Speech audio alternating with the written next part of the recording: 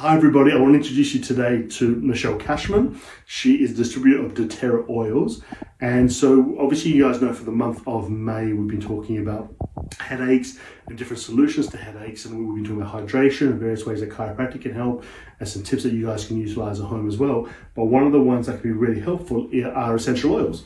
And so Michelle's going to talk to us today about the different options that we have available. So what do we have? We have 4 or 5 oils here. Yeah, so I basically after our last conversation, I went home and looked at the different oils I use for different headaches. So my main go-to oil when I start to suffer any sort of headache is the peppermint oil. And the peppermint oil, what I love in doTERRA is that it comes in this roller ball, which you can rub directly onto the skin because it's already diluted with fractionated coconut oil. And it's really, really good for headaches because as soon as it touches your skin, it gives you a cooling sensation, and that's why it's so effective on headaches, so you're getting immediate relief. So just by rubbing it on the temples or across the forehead, it's really good for those tension headaches. If you're sitting on the computer all day, it can be really, really effective.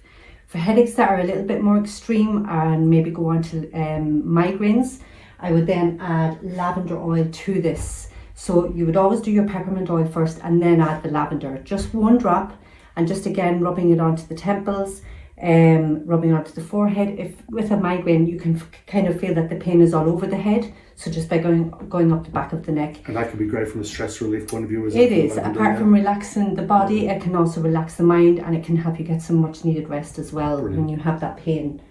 So then what I had a good experience with lately was the king of the oils, frankincense. This is really effective if you have headaches leading from swelling or inflammation.